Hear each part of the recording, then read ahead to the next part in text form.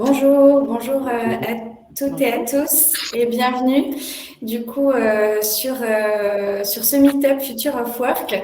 On est ravis de vous accueillir aujourd'hui et ce Meetup est organisé du coup par Extia. Alors je vais me présenter rapidement. Justine Gracia, directrice commerciale pour le Grand Ouest. J'animerai du coup ce Meetup. Alors c'est le premier Meetup, je préfère le préciser.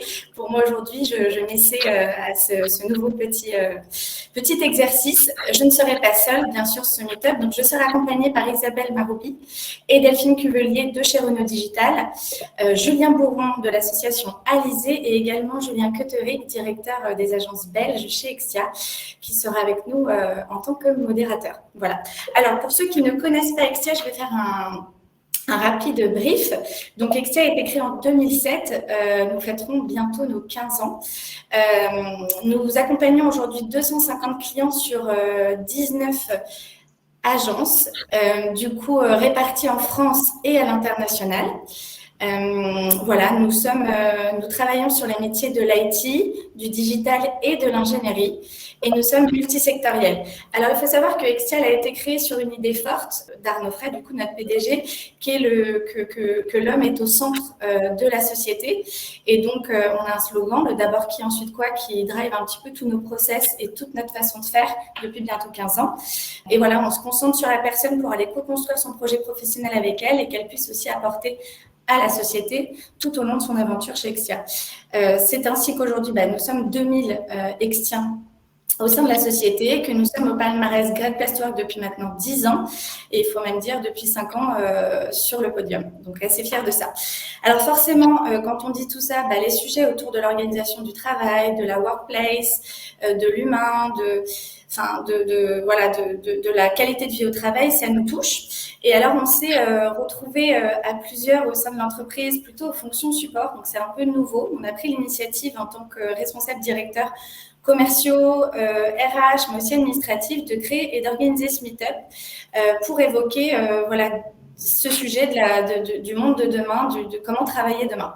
Du coup, on le fait pas seul, avec les comètes.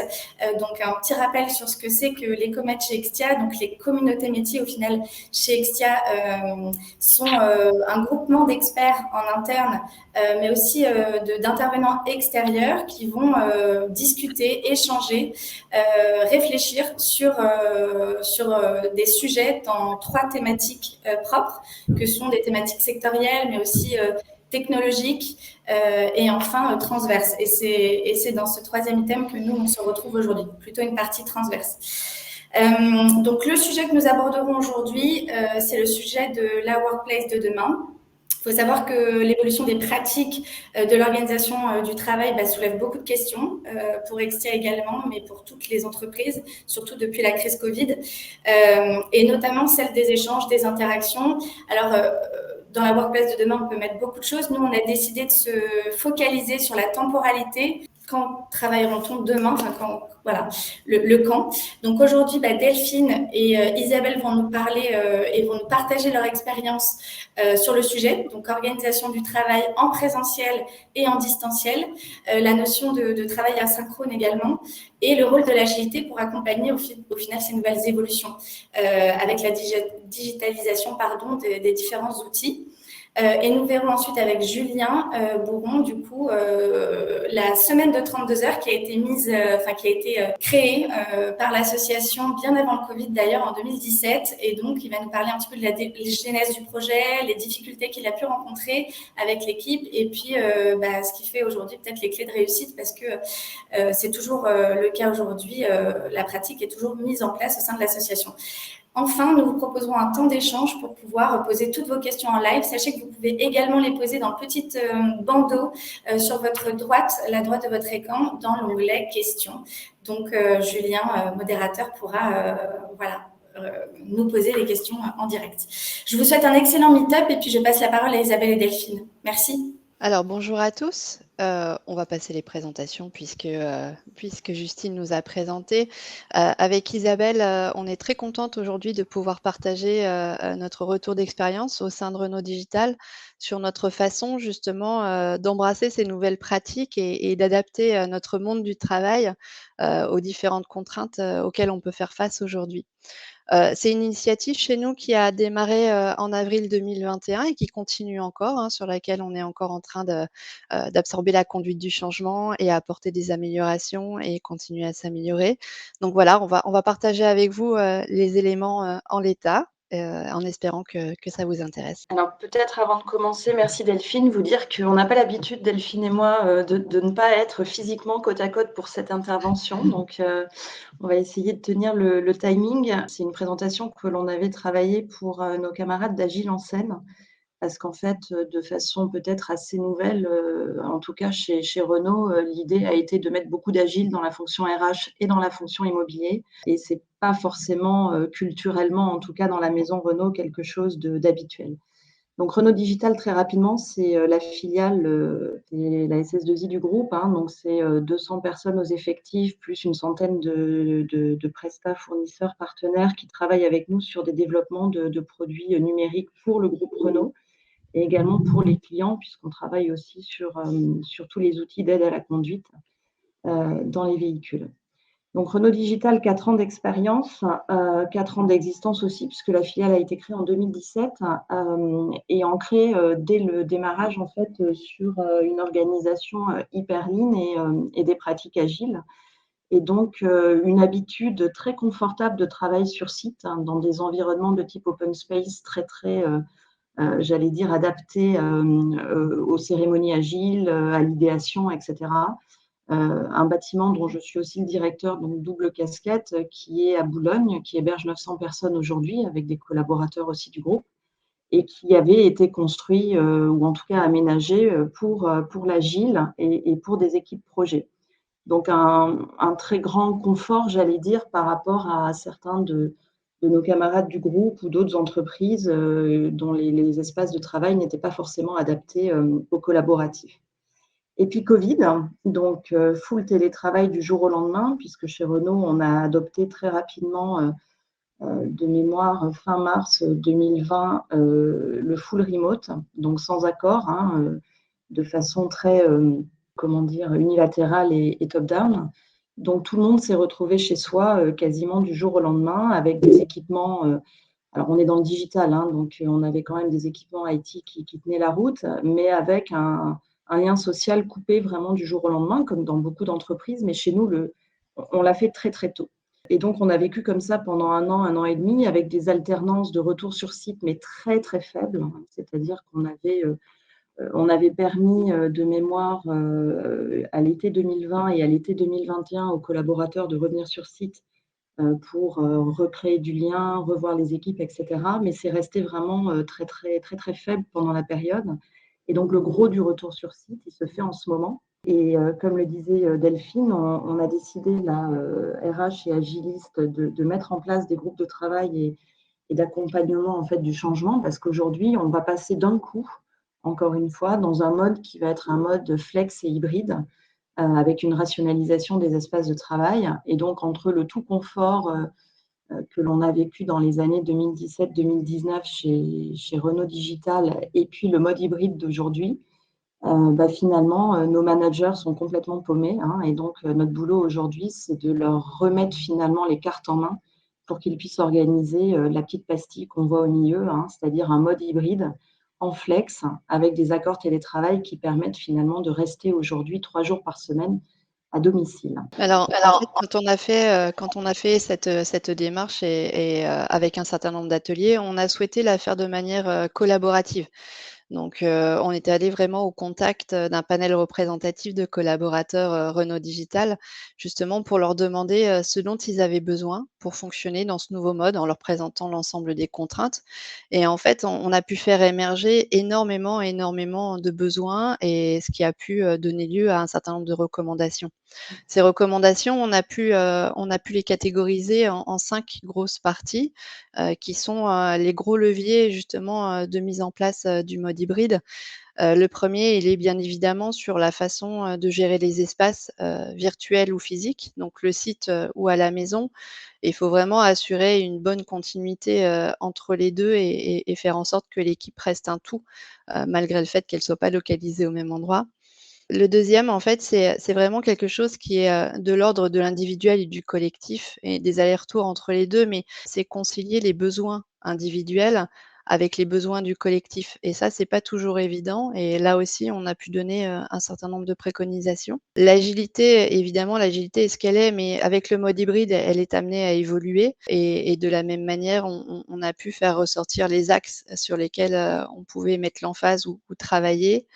La digitalisation, évidemment, on n'aurait pas pu passer, la bosse du full remote, sans la digitalisation et c'est devenu aujourd'hui, un levier très, très important justement, dans cette mise en place du mode hybride. Et enfin, la courroie de transmission qui est le manager ou le leader, qui va permettre justement, aux équipes de garder, cet état d'esprit collectif et d'avoir une posture justement, qui invite, à l'efficacité et comme on le met dans le SIAD, à l'alignement et à l'autonomie. Donc vraiment, ces 5 leviers, en fait, il faut les considérer comme un système. C'est-à-dire que si on enlève une brique, ça fonctionne moins bien pour l'ensemble. Donc en fait, ils sont à prendre en considération, comme un tout. Alors, la gestion des espaces, hein, c'est le gros sujet qui nous occupe là aujourd'hui. En fait, comme je vous le disais, on avait la chance chez Renault Digital d'avoir démarré finalement l'aventure dans un espace qui s'appelle le Cristallin à Boulogne-Billancourt, qui est un espace de travail très adapté finalement à tout ce qui est fonctionnement en mode agile. Et ce site, on l'a abandonné pendant un an et demi. Et donc là, on est en train de tester finalement le retour au physique de collaborateurs. Mais je vous assure que c'est quasiment une étude ethnologique, hein. C'est-à-dire qu'on se rend compte que les gens n'ont pas forcément finalement les réactions ou les réflexes qu'ils avaient avant la crise, c'est-à-dire qu'ils reviennent à leur poste de travail, mais ils reviennent à leur poste de travail avec finalement les habitudes du remote. Donc, le mois de juin et le mois de septembre, là, on a vu des gens qui finalement étaient clonés sur le mode remote et qui se positionnaient à leur poste historique avec un casque sur les oreilles et qui passaient leur journée à faire du Teams. Donc, on pousse vraiment et en souffrant finalement, parce qu'on se retrouve à faire des conférences comme on les faisait à la maison, avec des vrais gens autour, bon, c'est quand même un petit peu particulier. Et on se rend compte finalement que petit à petit, les gens ont réinvesti les salles de réunion pour faire leurs travaux individuels et pour faire leurs calls. Et que l'open space, contrairement à ce qu'il était avant, finalement, petit à petit, devient l'espace de travail du collectif et l'espace où on fait du bruit, où on fait des idéations. Voilà. Donc, on est en train de vivre une inversion de la logique entre l'intention que l'on avait donnée aux open space par le passé et aux salles de réunion. Et du coup, on est en train de travailler sur des réaménagements aussi en termes d'immobilier pour faire des salles de réunion beaucoup plus petites, hein, qui seront plus finalement des boquettes où les collaborateurs pourront s'isoler pour passer leur call et puis faire du travail un peu perso. Et puis une augmentation des logiques d'open space, mais avec une logique de territoire. Donc ça, c'est hyper important. L'idée, c'est de ne pas déshumaniser l'open space et de ne pas en faire un espace où c'est le premier arrivé qui a de la place. C'est de mettre en place des systèmes de résa et surtout des systèmes de propriété, entre guillemets, par équipe projet ou par communauté métier. Donc la mise en place des environnements de travail dynamiques, donc je pense que vous lisez la presse, c'est quand même le sujet là, de cette rentrée, c'est-à-dire que les grosses boîtes désinvestissent en fait leurs propriétés immobilières, notamment en Île-de-France. Donc on a un gros chantier chez Renault de rationalisation des espaces en Île-de-France. On va passer de mémoire de 400 000 m² à 200 000 m². Donc forcément, mise en place du flex office, même si vis-à-vis de nos partenaires sociaux, on essaye de trouver une terminologie un peu plus jolie. Donc on parle d'environnement de travail dynamique avec un taux de flex à 0,5, hein, donc déploiement en parallèle d'un accord télétravail où les collaborateurs seront présents sur site au maximum 2 jours par semaine. Donc ce qui est compliqué, c'est de mettre tout ça en place en même temps, dans une temporalité qui est extrêmement courte, hein, puisque tout ça doit être capté pour fin mars 2022. Et puis, comme je vous le disais, avec des attentes des collaborateurs qui ne sont pas nouvelles, mais qui sont renforcées post-Covid, c'est-à-dire que pour faire revenir les gens sur site, il faut batailler. Et batailler, ça veut dire avoir des idées et faire en sorte que l'espace de travail sur site soit aussi bien, voire meilleur que l'espace de travail à la maison. Et on n'en est pas encore là. Pourquoi? Parce que pendant cette période Covid, les gens se sont adaptés. Certains, beaucoup ont déménagé en province. J'ai quand même 20 de la population CDI qui a bougé et déménagé pendant la crise Covid. Et donc, on a mis en place, parce qu'on est à l'ISIT, des supports qui sont plutôt corrects et de bonne qualité. Et du coup, on a un petit peu de mal à faire revenir les gens sur le site. Alors, quand les gens reviennent sur site, on est assez directif, hein. L'idée, c'est de dire on ne revient pas sur site, en effet, pour faire du Teams et pour se cacher derrière son casque. On revient pour sociabiliser, pour collaborer, pour co-créer, quitte à avoir des journées plus courtes, hein, parce que, comme je vous le disais, les gens ont déménagé, donc on a des problématiques aussi liées au temps de transport. Et puis, les managers, on leur demande, et c'est vrai que la première réaction n'est pas forcément évidente, de dire quand les gens viennent sur site, en fait, il faut accepter que les pauses café, elles durent beaucoup, beaucoup, beaucoup plus longtemps que par le passé, évidemment en respectant les consignes sanitaires, n'est-ce pas? Mais voilà. Et donc, l'idée, c'est de dire il faut accepter que quand les gens sont sur site, hein, ils fassent beaucoup plus de social ou beaucoup plus informel que ce qu'ils faisaient par le passé. Et puis, le travail de fond, la concentration, l'organisation perso, etc., ça, on le fait à la maison. Ou quand on le fait sur site, on le fait de façon isolée. Tu veux peut-être dire un petit mot, Delphine, des cafés coach, parce que ça, je pense que c'était important pendant la crise. Ouais, tout à fait, avec plaisir. En fait, les cafés coach, ils ont été mis en place. On s'est rendu compte que, finalement, avec chacun chez soi, on perdait, l'aspect, informel, des discussions qu'on pouvait avoir, comme le disait, Isabelle, à la machine à café. Donc notre façon, en fait, de réinvestir de l'informel, sur site, Isabelle vient d'en parler sur, le fait de dédier du temps, au café, au déjeuner et au fait d'aller se voir pour discuter. Recréer, en fait, cet informel à la maison, c'est un petit peu différent. Donc nous, on a exploité plusieurs axes. L'axe plutôt équipe, où en fait, justement, on veut recréer un peu l'idée de l'open space et on va créer une open chat room où les gens peuvent s'interpeller toute la journée et se mettre en do not disturb s'ils ne veulent pas être dérangés. Et après, il y a eu la mise en place des cafés d'équipe et aussi des cafés aléatoires. Donc les cafés d'équipe, c'est, vous devez certainement connaître, mais c'était des petits points le matin pour justement éviter que les gens se sentent un petit peu seuls, et qu'ils puissent recréer du lien avec l'équipe et pas forcément sur des sujets opérationnels, hein. C'est pour parler de tout et de rien. On vient avec ce qu'on a envie de partager et on est avec qui est là. Et les cafés aléatoires, c'est des cafés qu'on a créés, au sein du pôle agile pour permettre, aux gens de se voir, mais on ne sait pas forcément qui on va y trouver. C'est pas forcément les gens de son équipe, en fait. Et du coup, ça permet justement, de réinjecter du lien, entre les gens et d'avoir un peu de sérendipité. Alors en fait, ce qui est super important, c'est de pouvoir s'organiser par rapport à ce mode hybride. On a un aspect collectif et on a un aspect individuel. L'aspect collectif, ça va commencer par en discuter en fait, et on a vu avec les managers justement, à pouvoir avoir, ce petit temps d'échange, au sein de chaque équipe pour voir un petit peu, quels pouvaient être les besoins des équipes, identifier les jours de présence et aussi ce qu'on allait faire sur site quand on allait être présent sur site. Fixer finalement, un cadre, des règles, pour pouvoir fonctionner, collectivement de manière efficace. C'est aussi pouvoir faire des rétrospectives, sur un temps donné, c'est-à-dire se dire après un mois de fonctionnement en alternance, en ayant choisi des jours, sur le sur-site, et le présentiel, de pouvoir faire une rétrospective pour voir un petit peu collectivement ce qui fonctionne bien, ce qui fonctionne moins bien et que chacun puisse s'exprimer. C'est aussi réinjecter finalement, de l'efficacité dans tous nos meetings. Vous le savez, hein, les meetings ont une tendance à pas forcément toujours être très efficaces. Nous, on utilise les ROTI. Si vous connaissez pas, c'est un petit outil de prise de feedback rapide à la fin des meetings. Ça veut dire Return on Time Invested. En gros, les gens investissent du temps dans les meetings. L'idée, c'est de savoir la valeur qu'ils en ont retirée. On collecte très rapidement les feedbacks des uns et des autres. Et puis après, collectivement, il faut qu'on décide de nos règles sur le mode mixte. Bien évidemment, tout n'est pas tout blanc ni tout noir, hein, c'est souvent tout gris. Quand on fait des réunions, on se retrouve parfois avec des gens qui sont sur site et des gens qui sont en distanciel. L'idée, c'est vraiment de réussir à fonctionner même dans ce mode-là et de se fixer des règles tous ensemble.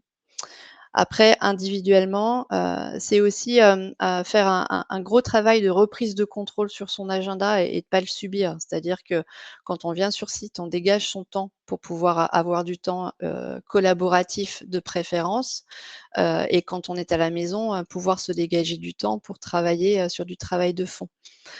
C'est aussi, et on l'a vu pendant la période de covid, les gens avaient tendance à dire, qu'ils commençaient très tôt le matin, qu'ils finissaient très tard le soir et finalement ils avaient plus de temps de pause. Même parfois, la pause déjeuner était investie par des réunions de travail.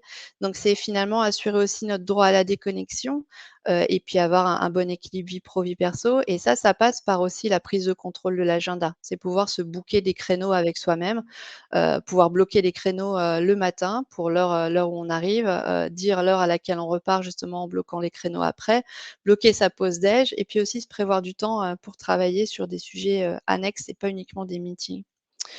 Voilà, et c'est aussi pour pouvoir bien travailler en collectif, individuellement, indiquer sa localisation dans le Teams, dire si on est en télétravail ou sur site, et c'est aussi activer sa caméra si on le souhaite, et ça, et bien évidemment, c'est pas obligatoire. Et ça pose beaucoup de questions avec les partenaires sociaux. On en reparlera si ça vous intéresse. En fait, j'aime beaucoup cette représentation, et elle est là pour vous parler d'agilité. En gros, ce qu'elle représente, c'est que, le mindset est pas visible, mais bien évidemment, c'est lui qui ancre finalement, les pratiques. Quand on a réfléchi au mode hybride et à l'agilité, on s'est vraiment dit qu'il fallait revenir au mindset, et le mindset, c'est avant tout le manifesto, avec les valeurs et les principes. Et en fait, c'est par là qu'on a commencé. Parce que évidemment, vous le savez, c'est pas parce qu'une équipe, agile a mis en place, des routines, des rituels qu'elle est forcément agile, hein. C'est beaucoup plus profond que ça. Donc quand on s'intéresse en fait, au manifesto, sur la partie valeurs, on se rend compte que les individus et les interactions et la collaboration avec le client, c'est peut-être les 2 valeurs qui sont plus à risque. Pourquoi? Parce que, c'est quelque chose qui, à distance, peut se perdre si on recrée pas les événements, si on les sanctuarise pas. Il faut vraiment s'assurer que, ce lien est pas rompu, avec la mise à distance. Donc ça, c'est le premier point. Sur les principes, il y a beaucoup de principes qui sont, on va dire, interpellés par le mode hybride.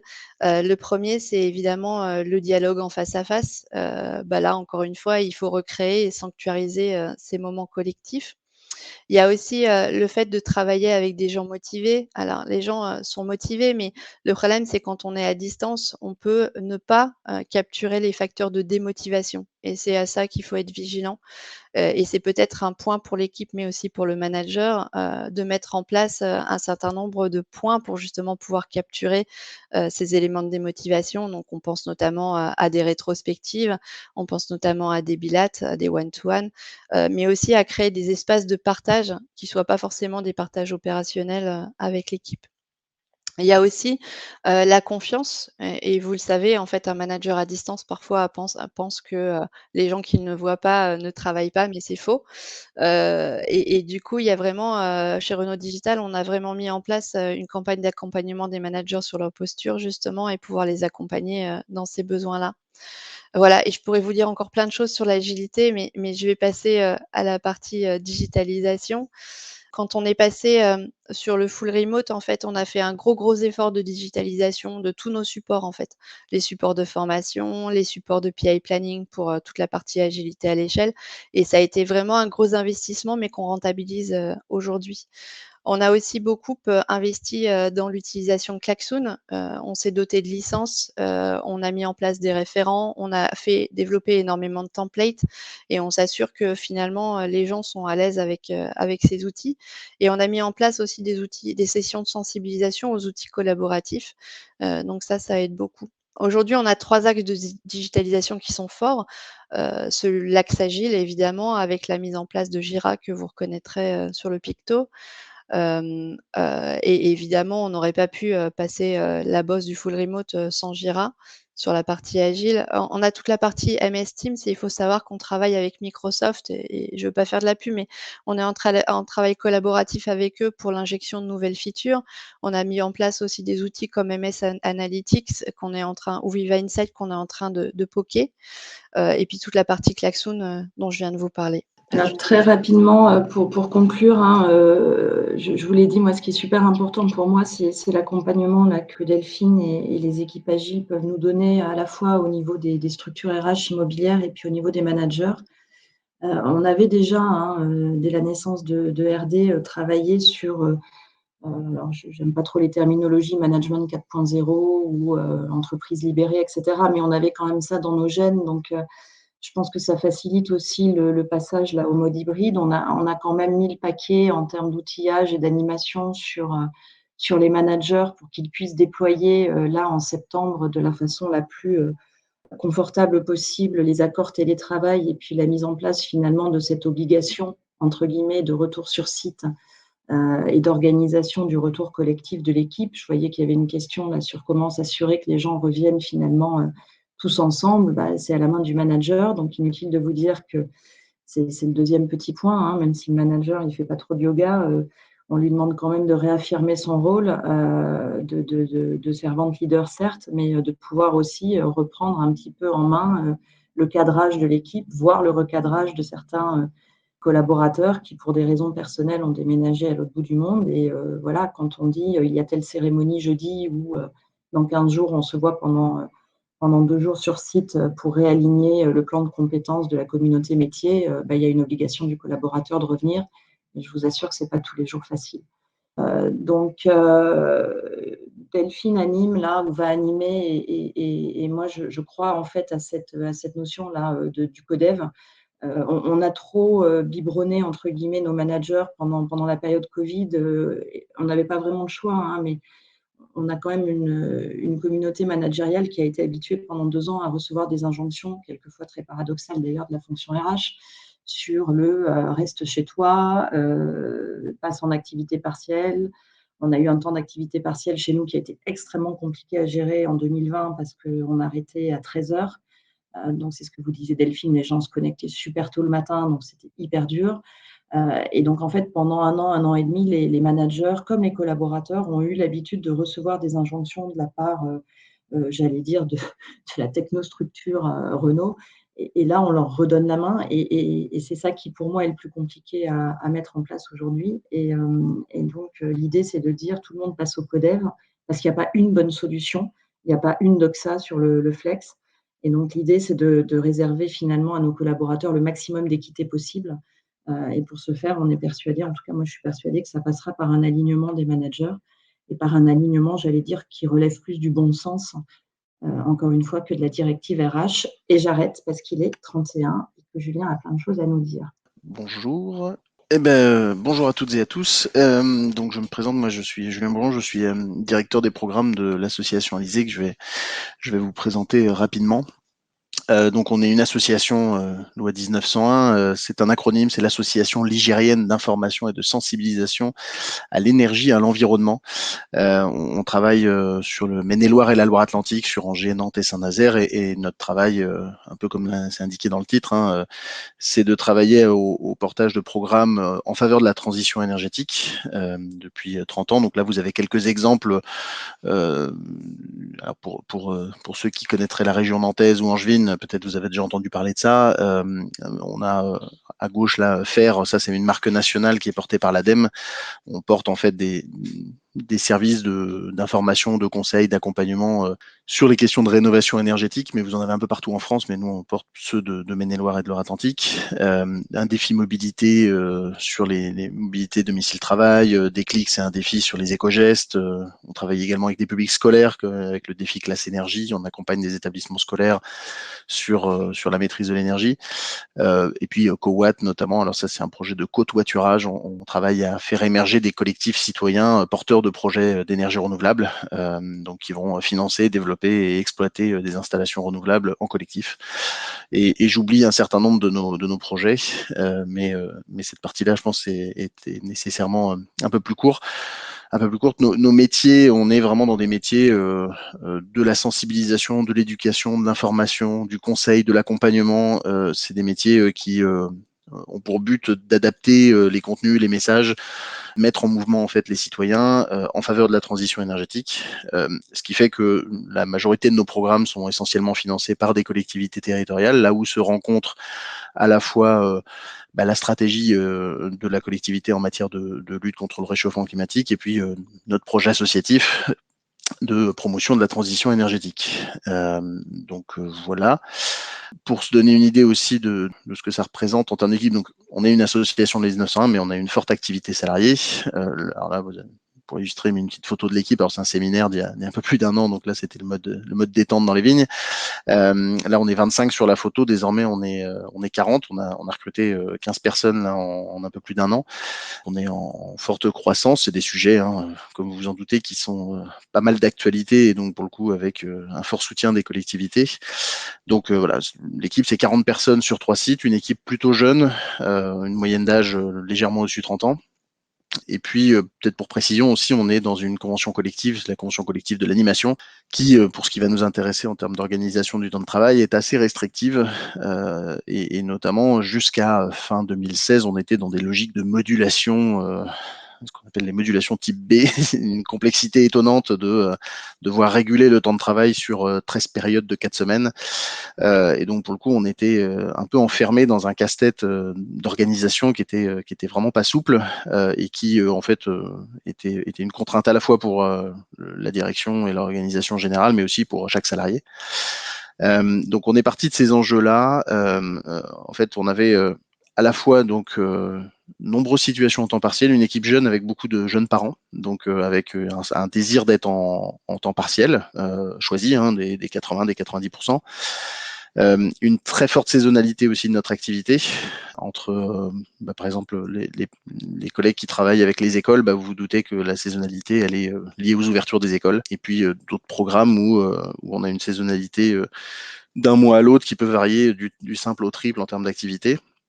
Et d'un projet à l'autre, du coup, c'est très hétérogène cette saisonnalité. On n'est pas sur quelque chose d'homogène au sein de l'asso. Et puis, depuis un petit moment aussi, un désir d'autonomie qui a émergé de la part des salariés. Et donc, du coup, on a, en janvier 2017, mis en place cette nouvelle organisation qui avait du coup pour objectif de répondre à ces enjeux. Donc, ça permettait, pour les situations de temps partiel, en fait, de revenir à temps plein. Et donc, c'était une forme d'augmentation, mais avec, on va dire, pour les temps partiels, une amélioration des salaires et pour les temps pleins, une amélioration on va dire, du temps de travail, en passant sur une logique de 32 heures. Et puis, c'était aussi l'occasion de s'affranchir on va dire, de la règle haute du Code du travail aux 35 heures. Et donc, en passant aux 32 heures, ça nous a permis d'annualiser notre organisation du temps de travail avec une organisation maximum à 45 heures par semaine et 164 heures sur 4 semaines, donc 41 heures par semaine sur 4 semaines d'affilée.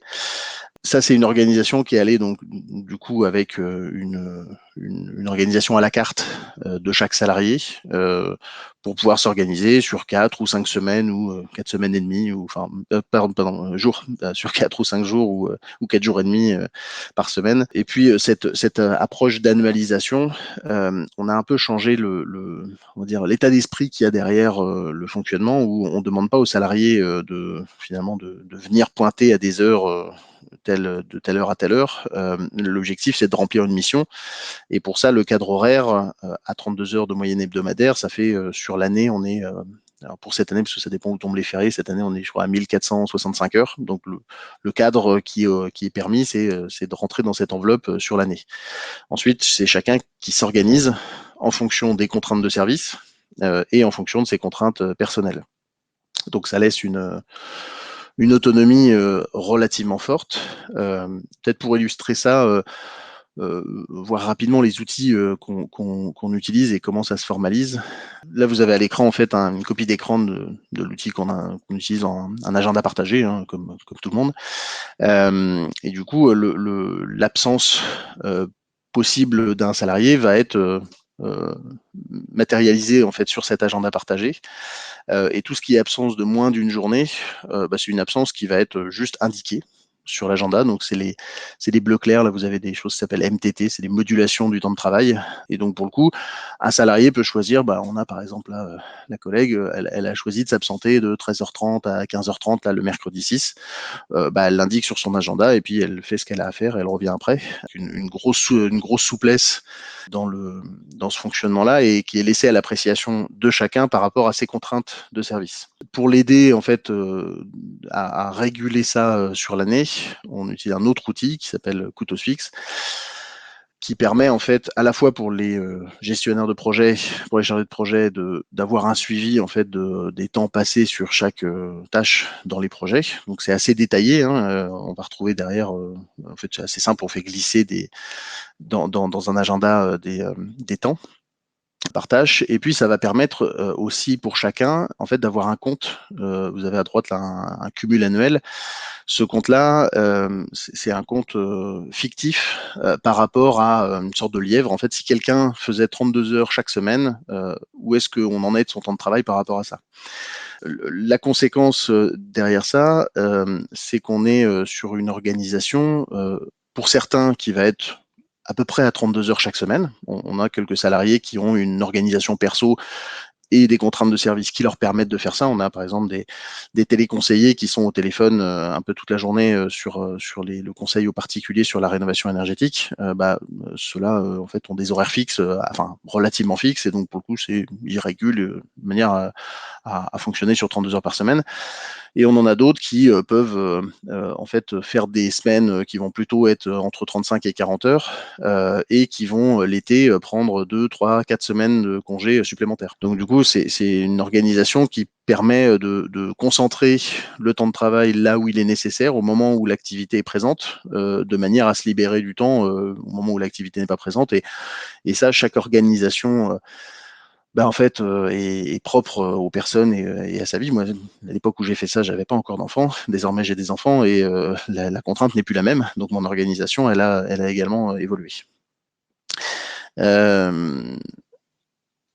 Tout en rappelant évidemment à chaque fois que les contraintes de service, ça reste la contrainte prioritaire. On ne flique pas entre guillemets les salariés, sauf qu'à un moment donné, quand on voit que le projet n'avance pas ou qu'il y a un problème en termes de livrables, on va aussi questionner l'organisation de la personne et être amené à se poser les bonnes questions. Mais ça se fait toujours dans un état d'esprit où on n'est pas là pour distribuer les bons, les mauvais points. L'objectif, il est d'analyser les choses le plus objectivement possible pour trouver des solutions et faire en sorte que le projet fonctionne, que la personne ne se retrouve pas dans une contrainte par rapport à ses contraintes personnelles et donc pour le coup puisse s'épanouir également professionnellement et personnellement. Petit retour d'expérience rapide, en gros les plus, les moins. Donc au niveau des plus, on a une souplesse d'organisation en fait qui est plus acceptée. Ce que je dis derrière ça, c'est que on a par exemple pas mal d'activités en soirée ou en week-end. On est amené à faire des interventions chez des particuliers ou sur des salons ou sur des animations diverses et variées. On n'a absolument aucune difficulté et on ne pose aucune contrainte à personne. En fait, on a plus souvent plus de personnes qui se proposent que de personnes qui refusent de le faire. Donc, parce que du coup, ils savent que derrière, c'est une souplesse d'organisation. Ils vont pouvoir prendre une journée, à un autre moment, se reposer, se programmer quelque chose chez eux, etc. Donc ça fonctionne plutôt bien. L'avantage qui est à la carte aussi est très apprécié. Le fait de certains s'organisent sur 4 jours, d'autres sur 5. Voilà, c'est très très ouvert. Ça crée aussi un climat de confiance. C'est-à-dire que nous, dès qu'un nouveau salarié arrive, le contrat il est posé sur la table. Tu as une liberté, une grande autonomie d'organisation. C'est quelque chose qu'on estime être précieux nous dans notre organisation et à chacun en fait de faire en sorte d'être honnête en fait dans sa manière de fonctionner.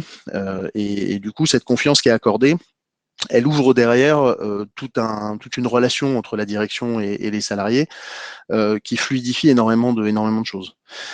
Donc pour nous c'est quand même une base en fait d'organisation qui est qui nous semble très saine. Derrière, ça génère aussi des gains en autonomie, en responsabilité, parce que si on commence par responsabiliser la personne sur son temps de travail, ça l'amène aussi à être un peu plus sûr d'elle et à pouvoir aller un peu plus loin sur son autonomie de travail. On remet aussi la mission au cœur, c'est-à-dire que le temps passé, c'est finalement qu'un indicateur, c'est pas vraiment l'objectif. Alors ça, c'est aussi dans les moins parce que certaines personnes ont du mal à sortir de cette logique-là.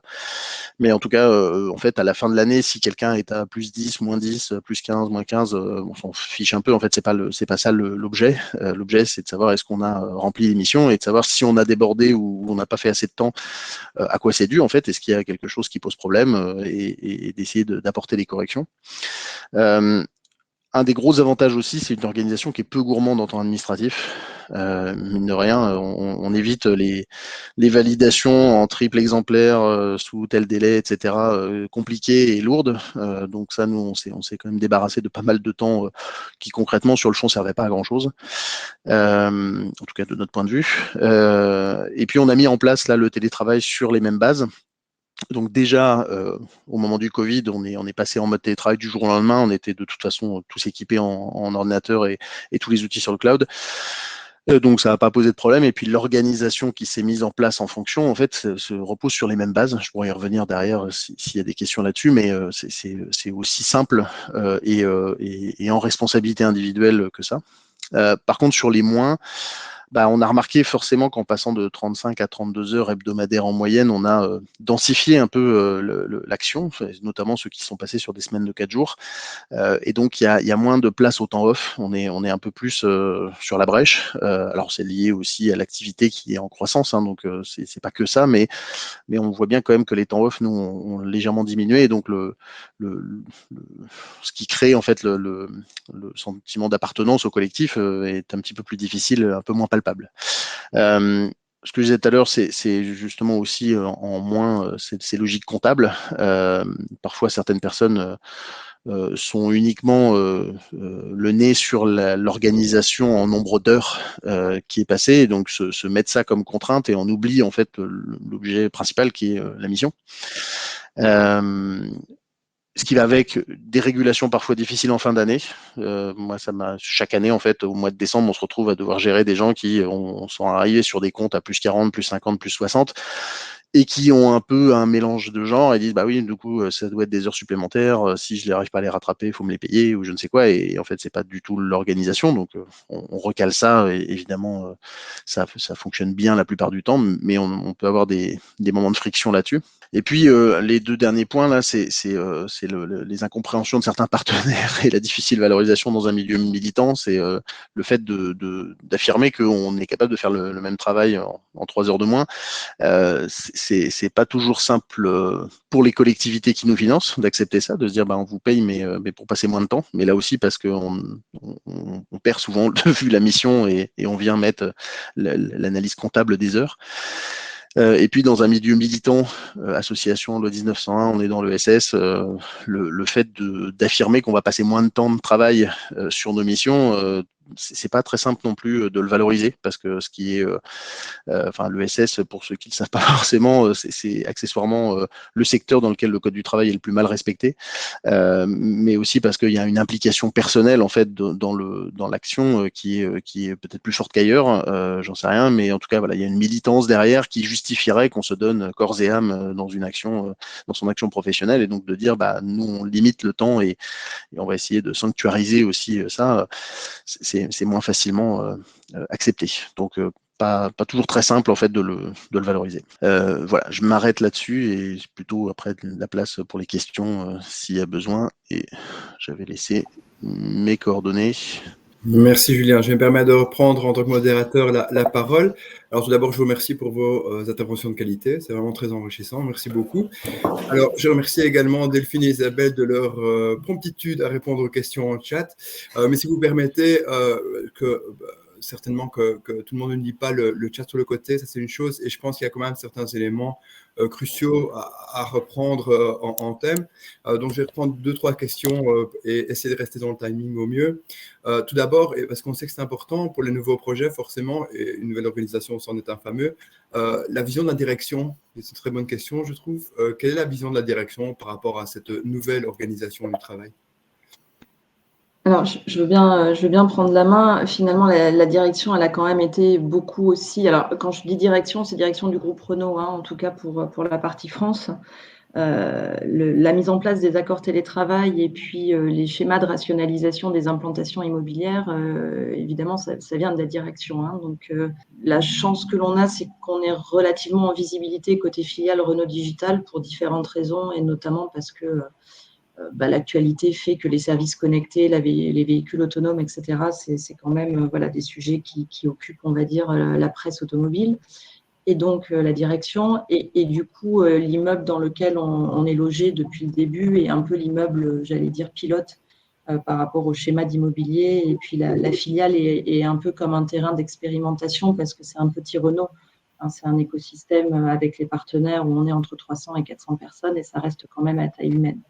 Donc, évidemment, la direction, elle a besoin que le terrain et le management soient complètement alignés et que ça vienne du terrain, parce que c'est ce que j'ai mis en réponse à une des questions, entre une thématique conceptuelle un petit peu d'accord télétravail, où on dit chaque collaborateur a le choix de revenir 2 jours par semaine, et puis la vie réelle, qui est de dire si chaque collaborateur revient quand il veut, on ne va jamais arriver à faire le delivery, on ne va jamais arriver à faire le collectif, etc.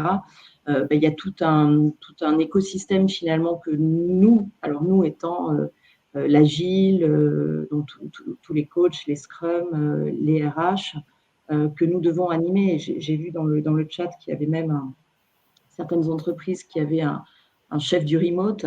On a besoin d'animer au plus près finalement du terrain ce sujet-là, parce que la direction, elle, va nous donner les grandes orientations, mais après, nous, on a besoin d'organiser le collectif qui va avec. Et la grosse dissonance, entre guillemets, entre le besoin de la direction, qui va être en termes de mise en place finalement d'un environnement social recevable de type télétravail et un environnement financier recevable en termes de rationalisation des espaces immobiliers, nous, on a besoin de faire en sorte, côté terrain, que ça ne soit pas que du choix individuel. C'est vraiment ça le gros hiatus finalement qu'on peut avoir entre le terrain et puis la direction. Mais ces sujets viennent de la direction.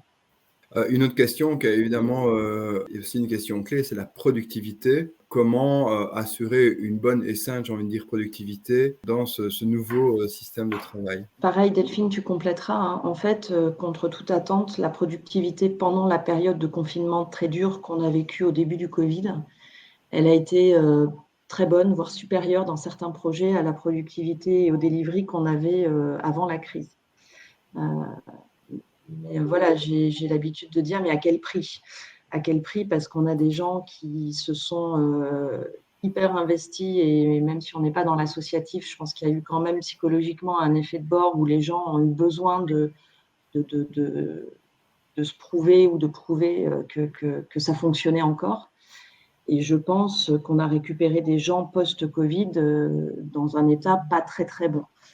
Donc la productivité, elle est bonne. Maintenant, il faut qu'elle reste bonne dans le temps et il faut que les gens qui sont à l'origine de la productivité soient aussi en bon état. Donc là, c'est tout l'enjeu du mode hybride, parce que le mode hybride, il va s'inscrire dans la durée. Et en fait, assez bizarrement, la crise Covid pour les entreprises, alors je ne minimise pas l'impact du crash social de certaines boîtes, hein, mais pour nous, finalement, pour une grosse boîte comme Renault, et en tout cas pour Renault Digital, au niveau du delivery, ça a été bon. Ça a été bon, mais avec des gens qui ont trop donné. Donc ça, c'est one shot, et il ne faut pas qu'on s'inscrive dans cette durée-là parce que les gens ne vont pas tenir.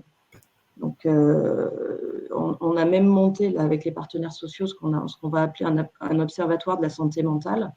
Alors je trouve que le terme n'est pas très joli, mais c'est le terme qu'on a choisi, qu'ont choisi les partenaires sociaux. Et donc, on parlait beaucoup quand même de souffrance au travail avant la crise Covid, etc. Là, je pense qu'on va mettre le paquet avec les médecins du travail pour travailler, j'allais dire, de façon beaucoup plus intrusive sur le droit à la déconnexion, etc. Alors justement, sans transition, ce droit à la déconnexion, ça devient un véritable sujet aussi. Comment le mettre en place, comment le monitorer? Je ne sais pas, Delphine, si tu veux en dire un mot. Si, après, je pense que c'est aussi une culture d'entreprise, des messages qui sont portés aussi au plus haut de l'organisation. et faire attention aussi à nos collaborateurs. Mais à l'échelle du collaborateur, il y a des trucs tout bêtes à faire en fait. Et c'est ce que je disais tout à l'heure, c'est le fait de reprendre le contrôle sur son agenda et de dire qu'on n'est pas dispo en fait, d'insérer des plages qui sont des plages personnelles pour indiquer les heures où on commence ou on finit, pour indiquer que sur la pause déj, on n'est pas dispo. Et éventuellement, si on a des contraintes ponctuelles, on peut les indiquer aussi. Et ça, les gens le comprennent tout à fait. Quand on n'est pas disponible, on n'est pas obligé de justifier pourquoi on n'est pas disponible. Et après, si à un moment donné, ça pose problème, je pense que c'est un échange à avoir entre le manager et le collaborateur. Mais c'est vrai qu'à titre d'exemple, on a un patron de la cyber, hein, donc son agenda, il est libre, hein, donc on est quand même assez haut, on va dire, dans la pyramide. Il a banalisé les matins, les fins d'après-midi et la pause déjeuner. Donc, si lui le fait, voilà, on peut le faire. Tout à fait, oui, rôle modèle, exactement. Une autre question qui était intéressante aussi, je trouve, c'est la formation. Parce que c'est vrai que c'est un bouleversement. Bon, le management classique en prend un coup quelque part. Alors, comment sont accompagnés, formés les managers pour ça? Est-ce qu'il y a des formations spécifiques ou alors est-ce qu'on parle plus d'une agilité quelconque? Alors, je vais juste donner ma perception de la formation, puis après, je laisserai Delphine compléter. Moi, je suis une vieille RH et j'ai beaucoup travaillé dans les domaines de la formation. Moi, j'y crois plus. Okay. La formation, c'est formidable en termes d'acculturation, en termes de mettre le pied à l'étrier. Si les collabs derrière ne sont pas dans le faire, dans l'expérimentation, etc., voilà. Donc, on a des formations et Delphine va vous en parler. Après, moi, je crois beaucoup plus, en tout cas pour les communautés de managers, au temps sanctuarisé pour l'échange de bonnes pratiques, donc autour d'animation de type codev. Parce qu'en fait, il n'y a pas une bonne solution sur les problématiques qu'on est en train d'adresser. Typiquement, on a le cas là dans tous les secteurs, comment faire revenir un collaborateur qui refuse de revenir alors même que dans son avenant au contrat de travail, il est écrit qu'il doit être 2 jours sur site. Bon, évidemment, moi, je vais leur dire, je mets un avertissement aux collaborateurs. Vous voyez, si je mets des avertissements à tous les collaborateurs, ça ne va rien régler du tout. Et ce n'est pas du tout ce qu'on a envie de faire. Bon, ce type de problématique, ça ne va pas se régler par la formation. Ça va se régler par l'échange de bonnes pratiques, par le test, voilà. Et en plus, ça ne va pas se régler du tout, j'ai envie de vous dire, parce que c'est des problématiques qui ne… Enfin, voilà, il n'y a pas une solution.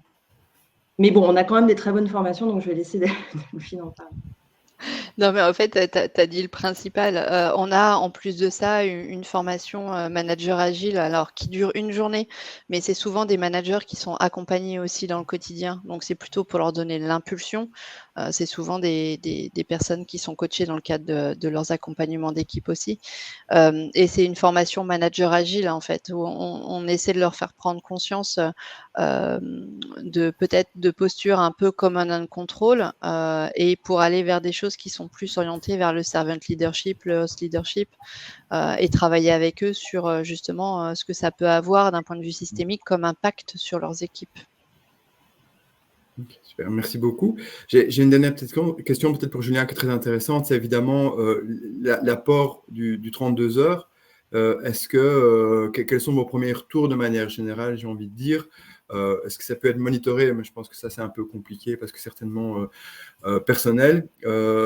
Dites-moi, comment vous avez déjà pu ressentir ça? Oui, c'est vrai que c'est difficile à monitorer parce que c'est vraiment une approche très très personnelle. Il y a certaines personnes pour qui ça a été limite une déception. Ils auraient préféré une augmentation de salaire et rester aux 35 heures, voire même pour d'autres, ça a été compliqué de s'adapter, c'est-à-dire de se l'affirmer qu'il faut qu'ils passent moins de travail et donc qu'ils se libèrent du temps personnel pour faire des choses en journée, dans la semaine, alors que c'est pas dans leurs habitudes. Donc dès qu'on sort des habitudes, dès qu'on on sort de sa zone de confort, voilà, forcément on perturbe l'organisation des personnes et c'est pas ça. Mais ceux-là s'y sont vite fait quand même à un moment donné. Et aujourd'hui, c'est vrai que alors nous on a un niveau de salaire qui est je pense, plutôt faible par rapport aux compétences qui sont déployées. Hein. On est plutôt avec des gens à bac plus 3, bac plus 5, avec de l'expérience, avec une dizaine d'années d'expérience, et on est sur des salaires moyens aux alentours de 1006, 1007 net. Donc forcément, c'est pas énorme. Et le fait d'être aux 32 heures est un avantage qui est vraiment souhaité. Et on a pas mal de gens que l'on recrute qui dans leur choix, en fait, nous disent moi, ça m'intéresse de venir bosser. Alors, à la fois pour le sens de mon métier chez vous, ça ressort beaucoup de plus en plus, mais aussi parce que du coup, on propose une organisation du temps de travail qui va leur permettre de la souplesse et de s'organiser personnellement aussi dans leur vie. Donc, c'est quand même plutôt apprécié. Donc, moi, j'ai peu de retours négatifs. Après, il faudrait qu'on aille un peu plus rentrer dans le détail. Même si je finis là-dessus, hein, l'approche de entre guillemets, de la souffrance au travail, elle est difficilement limitable à la question des 32 heures, ou du temps de travail juste. On a des gens qui peuvent être en souffrance même à 32 heures par semaine, hein, c'est pas un souci. Donc, et encore plus là par la période qu'on vient de vivre avec 1 an et demi de Covid, qui a été, je pense que chez tout le monde, très compliqué à gérer sur le plan managérial, et du coup, faut aussi prendre ça et prendre du recul, un peu de distance par rapport à tout ça, et ce qui est évidemment pas simple. Merci beaucoup. Justine, je vais peut-être te laisser conclure. On est tout pile dans le timing. Oui, merci beaucoup. En tout cas, très belle journée à tous et à tous.